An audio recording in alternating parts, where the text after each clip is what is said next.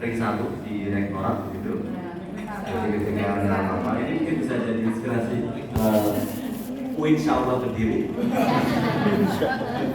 untuk bisa mendekatkan kantor urusan internasionalnya dekat dengan ring 1 karena memang supporting unit yang sangat strategis ya. Jadi kalau mau saya sampaikan logika berpikirnya kantor urusan internasional atau logika berpikirnya pimpinan kami pada saat ini adalah muaranya tetap akreditasi. Ditambah lagi, kalau lebih jauh lagi, muaranya tetap penyerapan atau penerimaan mahasiswa baru. Karena kami sebagai kampus swasta sangat bergantung kepada mahasiswa. Dan mahasiswa itu kuncinya adalah akreditasi, baik nasional maupun internasional.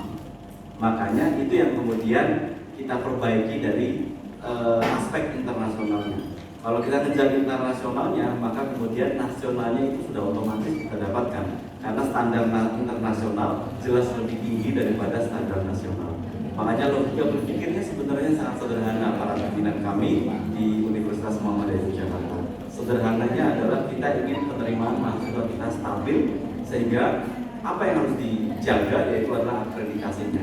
Dan agar akreditasi nasional itu baik, maka akreditasi internasional itu yang kita kejar supaya nasional itu sudah terlampaui ketika kita melakukan upaya untuk menjaga akreditasi internasional. Sangat kuantitatif sebenarnya itu untuk melihat ideologi logika berpikir tadi itu. Kemudian sedikit tentang kami. Jadi tadi kalau disampaikan Bu Moderator ini langsung saya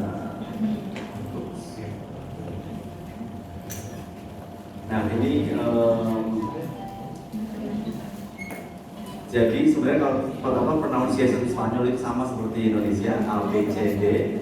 Jadi sebenarnya sangat mudah untuk mengeja atau menyebutkan bahasa Spanyol. Jadi kebetulan master dan PhD saya di Spanyol. Yang pertama master saya di Jaume 1 itu Primero. Jadi Jaume Primero. Jaume Primero itu kalau dalam bahasa Inggris James, the first James.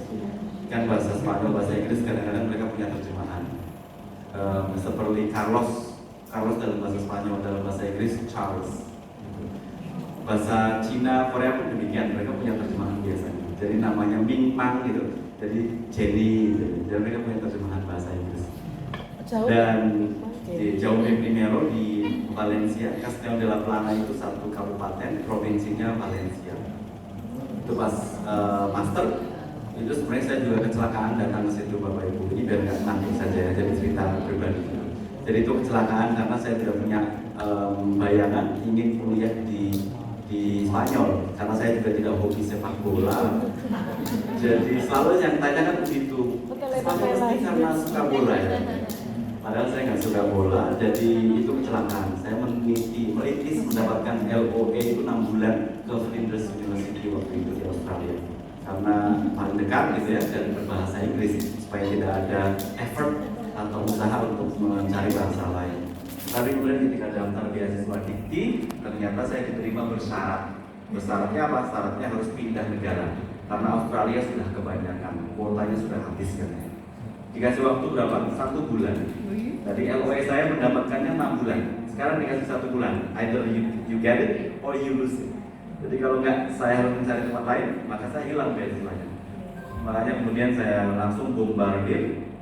Saya kirim semua aplikasi ke semua negara yang pernah saya dapatkan kontaknya. Dan tidak berselang lama Filipina saya mendapatkan LOA dari Filipina. Saya masih ada waktu, saya tunggu dulu. 3 hari sebelum penutupan, alhamdulillah Spanyol berkabar juga dan akhirnya nggak jadi ke Filipina. Jadi ke Spanyol, pintu Eropa gitu ya. Karena kan kalau di kita once we are in Europe, kita bisa kemana-mana dengan Schengen agreement itu. Jadi itu dan kemudian pas S3 itu pun juga ternyata jodoh ya. Kalau jodoh itu kata orang mau dijauh-jauhkan sebagaimanapun, tetap kita kalau jodoh tetap juga jadi. Mau didekat-dekatkan sekalipun kalau nggak berjodoh juga nggak jadi gitu ya. Jadi setelah saya coba, saya pengen cari pencerahan, pengen cari nuansa baru. Saya coba kembali bermimpi untuk ke Australia. Jadi waktu itu saya namai dengan Redreaming Australia. Saya pengen kembali ke Australia karena S2 kemarin nggak jadi ke Australia. Saya apply ke Australia, dapatlah di RMIT University di Melbourne. Tapi begitu daftar LPDP, ternyata saya tidak diterima, tapi juga bersalah. Tidak boleh ke negara-negara yang mahal. Waktu itu dibatasi. Beberapa negara dibatasi karena mahal, terlampau mahal. Jadi akhirnya saya harus kembali lagi ke Spanyol. Itu jodoh ya. Jadi akhirnya ya saya tidak. Kemudian yang meyakinkan ada satu cerita yang saya juga sampaikan kepada LPDP di UGM waktu itu ada conference. Ada dosen tamu saya ketika di Spanyol itu juga hadir sebagai pembicara. Dosen tamu ini dari Australia, sehingga dia tidak bisa bahasa Spanyol. Di UGM kemudian ada video yang dia putar menggunakan bahasa Spanyol. Kemudian spontaneously saya diminta maju untuk menerjemahkan video tersebut. Saya tergagap karena spontan, tetapi I did my best. Gitu ya. Saya coba, tapi kemudian setelah itu saya tidak menyangka setelah selesai acara banyak orang datang kepada saya. Kan partisipannya kan internasional. Congratulations, you did well in your translation. I did not know you could speak Spanish. Gitu. Banyak orang ternyata memberikan selamat kepada saya karena saya menerjemahkan bahasa Inggris tadi, bahasa Spanyol tadi ke dalam bahasa Inggris. Meskipun menurut saya ya nggak bagus-bagus amat gitu, tetapi itu menjadi momentum saya kemudian mungkin ini alasan saya dikasih kembali ke Spanyol gitu, supaya saya kembali belajar bahasa Spanyol lebih dalam. Jadi itu momentum dan saya kira itu memang karena jodoh gitu ya. Jodoh memang tidak kemana, memang itu adalah kenyataan. So anyway, kemudian S3 akhirnya saya di Madrid, ke ibu kota, Universidad Autónoma de Madrid. Jadi pengucapannya persis seperti tulisannya. Jadi kata orang tidak bahasa Spanyol tidak termasuk bahasa yang munafik karena pengucapannya persis sama seperti tulisannya, tidak seperti bahasa Inggris berikut atau seperti bahasa Prancis yang dihilangkan bagian belakangnya. Oke, kayak Paris, bahasa Prancisnya bilangnya Paris. Mana? Selalu seperti itu. Nah, karir saya di kantor urusan internasional ini saya boleh bilang bahwa saya ini lahir dari rahim kantor urusan internasional atau international office atau apapun namanya. Karena sebelum saya jadi dosen sekalipun saya sudah bekerja di sebagai staf di biro hukum dan kerjasama. Jadi perjalanan kali di UN ini berangkat dari biro humas dan kerjasama. Waktu itu saya belum masuk. Kemudian dipisah menjadi biro humas dan protokol satu biro yang lain adalah biro hukum dan kerjasama. Kemudian 2011-2012 pecah menjadi biro kerjasama saja. 2012 kemudian saya berangkat ke Spanyol untuk S2. 2014 saya kembali pulang dan kemudian masuk lagi ke kantor urusan internasional. Di situ kemudian saya mendapat posisi kepala urusan KUR, kepala urusan mahasiswa asing tahun 2014 sampai 2017. Setelah itu saya 2014-2017 itu saya juga sekaligus mengikuti rekrutmen dosen. Jadi saya di sini juga mendapatkan posisi dosen HI selama kurun waktu tersebut. Dan 2017 saya berangkat untuk S3 dan tahun lalu persis November 22 saya mempertahankan disertasi saya dan langsung dinyatakan lulus. Kemudian per Juli ini, jadi saya juga baru angkat nih untuk kembali ke kantor urusan internasional sebagai kepala kantor urusan internasional. Jadi memang jenjang karir saya di situ dan saya lahir dari urusan internasional di UMY. Baik Bapak Ibu sekalian yang saya hormati, ini kita mulai dari visi ya UMY. Jadi UMY memiliki roadmap nanti yang setelah ini kita bisa lihat dan kredonya memang young and global. Kalau dalam bahasa Indonesia muda dunia. Dari ini kredo tambahan dari unggul dan islami. Sebelumnya kita memang unggul dan islami, setelah itu kemudian kita tambah muda mendunia, dan itu yang kita viralkan setelah unggul dan islami, muda mendunia. Dan kredo itu kan tidak hanya sekedar kredo gitu. Nah, kredo itu kemudian diaplikasikan ke dalam bentuk program kerja yang ada pada masing-masing unit, baik itu core unit maupun supporting unit.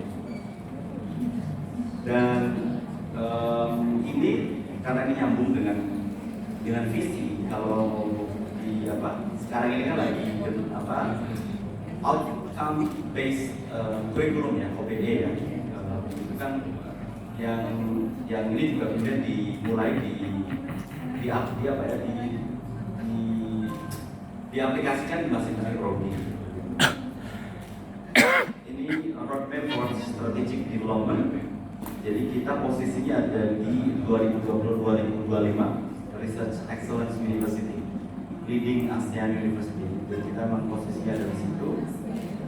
2015 sampai 2020 kita kemarin ke Reputable International University. Dan nah ini kalau biasanya universitas biasa kita mengenal Tridharma, di UMY kita mengenal Catur Dharma yang satu. Yang tambahan itu adalah Islam dan Muhammadiyah. Jadi kita tanggung jawabnya lebih banyak sebagai dosen di UMY, tambahan satu. Oke,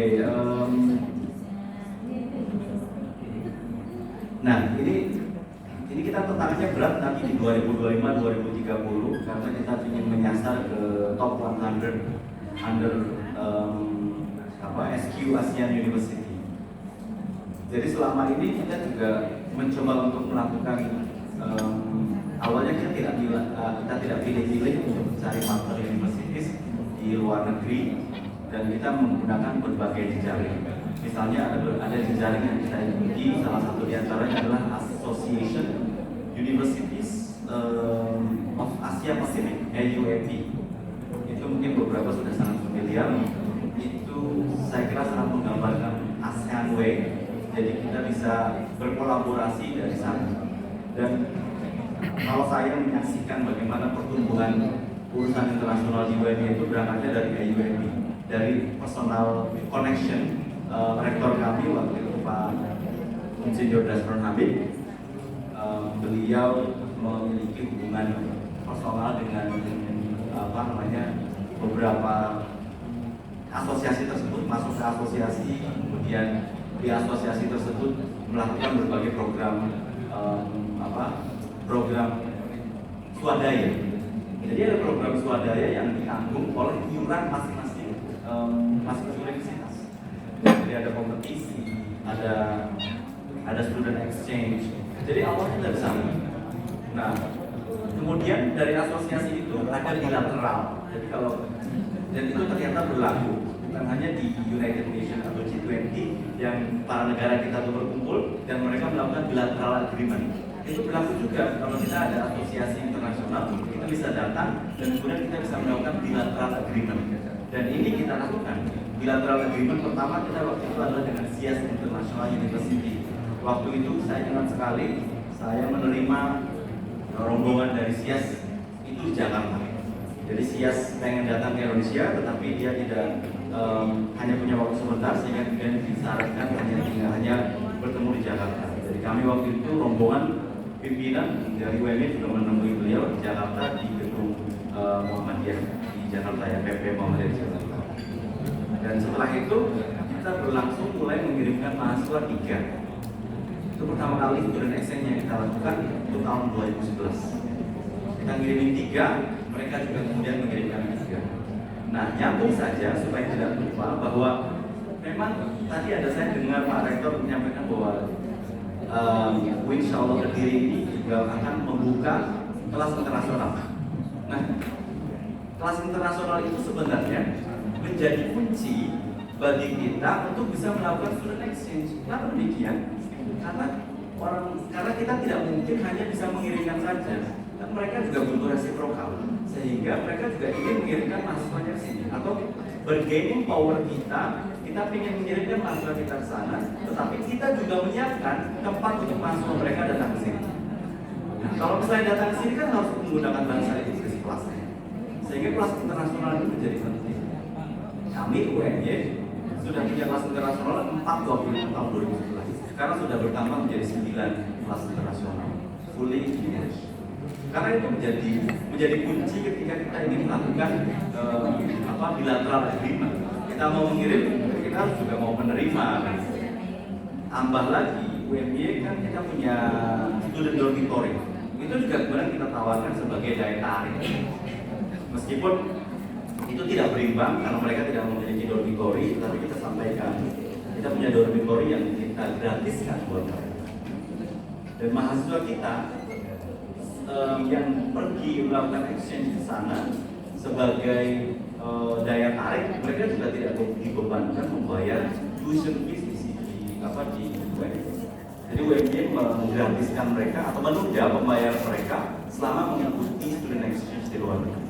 Itu harapannya bisa membantu yang harusnya mereka bayar ke UMY itu membantu biaya keberangkatan mereka ke luar negeri. Karena murni pembiayaan itu ditanggung oleh mereka. Dan kita bisa bilang ke mahasiswa bahwa ini adalah partial scholarship. Partialnya di mana? Partialnya mereka tidak perlu membayar tuition fees di host universities di negara tujuan dan juga di home universities di UMY. Jadi itu big deal buat mahasiswa. Itu strategi pertama strategi pertama kami untuk mengirimkan mahasiswa ke luar negeri. Nah, ketika saya S2 di Valencia, saya kemudian mengoleh-olehi karena waktu itu insting kerjasama sudah ada. Jadi meskipun saya waktu itu statusnya student, saya kemudian menginisiasi kerjasama dengan kampus saya di Valencia, di Castellano. Jadilah kemudian MOU antara Jaume Primero dengan UMY. Tetapi karena saya posisinya di sana, tidak ada yang melakukan upaya untuk mendorong mahasiswa berangkat ke Spanyol. Karena berbagai hal, ya, karena tidak ada yang memberikan informasi yang cukup atau informasi yang persuasif atau secara detail memberikan gambaran kepada mahasiswa. Begitu saya selesai tahun 2014, saya pulang ke UMY, saya mulai menggagas melakukan promosi untuk berangkat ke Spanyol. Saya hitung semua pembiayaan. Jadi pembiayaan mereka tidak perlu berangkat, tidak perlu bayar di UMY. Mereka di sana saya hitungkan biaya selama 4 bulan. Karena satu semester itu nggak lengkap biasanya, cuma 4 bulan efektifnya. Dari mulai September sampai Desember, biasanya nggak sampai 6 bulan.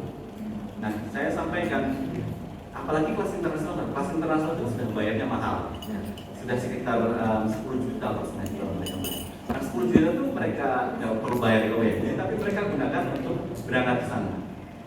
Tiket saya sudah hitung 12 juta bulan balik ke Spanyol. Tiket 12 juta, terus kemudian biaya hidup itu biaya hidup saya totalin itu sekitar 3 juta sudah dengan akomodasi. Jadi 3 juta dikali 4, 12 tambah 12, 24. Saya bilang ke mereka, tambah visa lah, mungkin sekitar 25 atau 26 gitu, sekitar 26 juta. Nah, saya bilang ke mereka, kalian menambah membayar ke UMY 10 juta biasanya, kalian hanya menambah berapa juta saja sudah bisa menikmati kultur akademik di Eropa. Itu kan memberikan gambaran yang sangat luas buat mereka untuk bisa daftar itu. Strategi pertama. Sehingga kemudian setelah itu rutin kita mengirimkan ke Spanyol. Karena ternyata ya affordable gitu. Karena tempat yang saya di Valencia itu memang tidak di ibu kota sehingga relatif lebih murah. Dan Spanyol relatif lebih murah dibandingkan negara Eropa lainnya, dibanding Prancis misalnya. Nah, kemudian strategi berikutnya adalah sekarang kita sudah tidak seperti itu lagi. Kita sekarang sudah berani mewajibkan mahasiswa internasional, kelas internasional untuk melakukan international exposure. International exposure itu maksudnya banyak. Ada yang student exchange, ada yang KKN internasional, ada yang melakukan short visit ya. Jadi paling tidak kemarin tahun ini saja di awal bulan Maret saya mengantarkan mahasiswa 24 ke Turki untuk melakukan kuliah umum di sana. Jadi datang, kita minta ke Halis University untuk minta kuliah. Jadi ini senada dengan MBKM. Jadi mereka datang ke KJRI juga meminta kuliah. Jadi kuliah yang kita mintakan judulnya. Kita datang ke KBRI, kita minta kuliah. Kita datang ke universitas lainnya, kita minta kuliah. Dan itu kita hargai waktu itu 12 SKS untuk mahasiswa. Kenapa 12? 9 perhitungannya dari jumlah hours, jumlah jam yang kita hitung. 3 yang lain adalah memberi penghargaan kepada international exposure. LPDP, ISMA, program ISMA itu memberikan berapa? 8 SKS untuk penghargaan international exposure. Jadi mereka 20 SKS total selama 1 semester. Nah itu kan 1 semester. Kalau ini kan tidak sampai 1 semester. Jadi makanya kemudian bisa kasih 3. Sehingga 12 SKS itu kita berikan untuk mahasiswa yang mengikuti program short visit. Nah ini mahasiswa boleh menggugurkan kewajibannya dengan salah satu program internasional yang ada. Ada juga yang magang internasional. Kita juga dapati ketika kita ke Turki, ada mahasiswa kita yang juga sedang magang di sana di KBRI itu, di KBRI Ankara. Kemudian ada juga KKN internasional. Ini rutin juga kita laksanakan dengan Davao City dan di Filipina Selatan dan juga Tawau di perbatasan Malaysia. Agustus ini saya juga akan mengantar mahasiswa ke sebanyak 35 ke Davao. Jadi di Davao itu di Mindanao Selatan, di Filipina Selatan, di Pulau Mindanao itu ternyata ada ribuan warga keturunan Indonesia yang sudah beberapa generasi tinggal di sana. Sehingga mereka beberapa tahun yang lalu sebelum tahun 2016 itu status mereka stateless. Mereka tidak punya keluarga negara baik Filipina maupun Indonesia. Mulai tahun 2010 UNHCR turun untuk melakukan pendataan dan melakukan pendataan dan juga pemetaan mana yang kira-kira eligible untuk mendapatkan keluarga negara Indonesia dan mana yang Filipina. Dan alhamdulillah sudah ratusan yang berhasil. Saya nggak tahu jumlahnya berapa. Itu yang sudah berhasil mendapatkan paspor Indonesia. Meskipun mereka tetap hanya tinggal di sana karena mereka ketika harus pulang ke Sangihe, kepulauan atau nenek moyangnya, mereka sudah tidak punya saudara-saudara lagi di sana. Tapi mahasiswa kita melakukan KKN khusus untuk warga keturunan Indonesia di Davao. Saya masih punya waktu 5 menit, saya akan segera cepat saja. Ini tadi yang sudah saya sampaikan, history of sejarah kami dari mulai biro hubungan kerjasama, kemudian ke biro kerjasama, lembaga kerjasama, dan lembaga kerjasama dan internasional.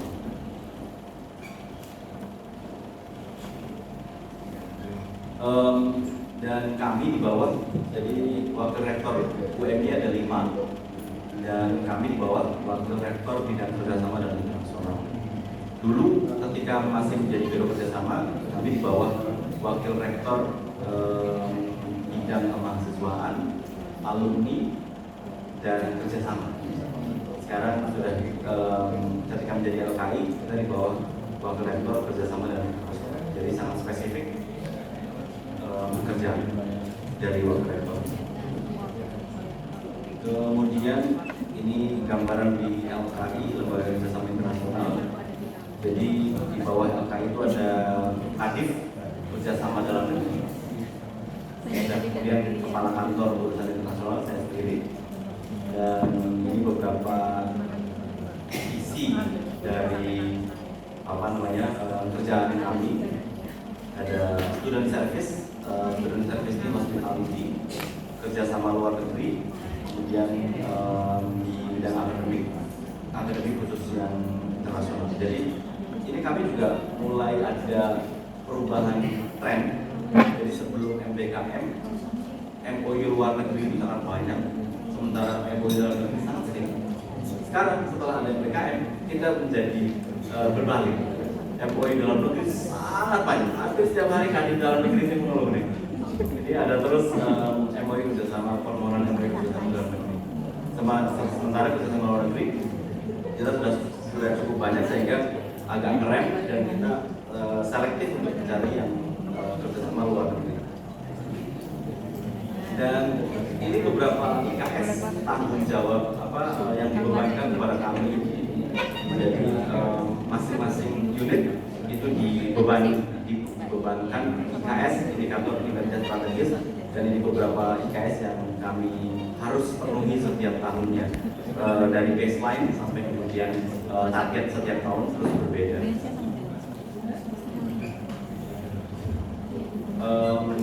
Ini beberapa partners universitas.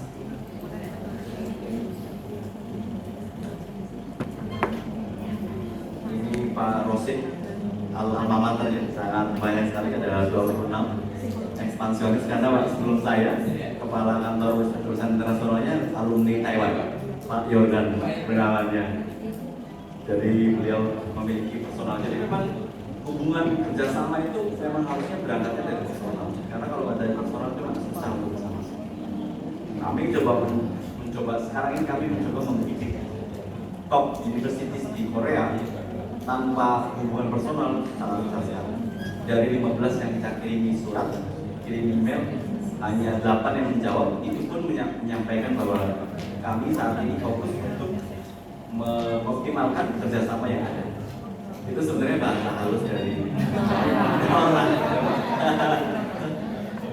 Karena leveling mereka masih mereka masih 100 US stars, sementara kita belum masuk dalam 500 saja belum masuk. Jadi itu target besar, PR besar UMY untuk bisa masuk 500 agar bisa dilirik oleh kampus yang top 100 atau 500. Saya kira ini sudah selesai waktunya yang diberikan kepada saya. Ini beberapa MOU dan MOA ya, mungkin garis kecilnya adalah kita ini kan fasilitator, kita ini adalah supporting unit. Memang awalnya kita menjadi core unit seakan-akan, jadi beberapa program kerja kita laksanakan, kita gandeng, kita fasilitasi mereka. Tapi kemudian lambat laun kita harus bisa memberikan shifting dari KUI kepada core unit. Jadi kita hanya menggandeng prodi-prodi untuk bisa melakukan itu. Dan di UMJ tingkat paling rendah untuk melakukan penandatanganan itu fakultas, tapi itu sifatnya MOA, sehingga kemudian MOU hanya bisa di tingkat universitas, dan di prodi itu hanya sifatnya PKS. Jadi semua ya agar bisa dikontrol oleh biro kerja oleh lembaga kerjasama internasional, sehingga itu bisa memberikan menyajikan data yang valid untuk akreditasi, karena lagi-lagi ujungnya adalah akreditasi, sehingga kerja kolosal ini harus terintegrasi dari semua pihak, dan LKI harus bisa menempatkan diri sebagai supporting unit untuk bisa memberikan pelayanan kepada core unit dan memfasilitasi core unit dalam melakukan kerjasama baik nasional maupun internasional. Saya kira itu nanti kita bisa lakukan. Assalamualaikum warahmatullahi wabarakatuh.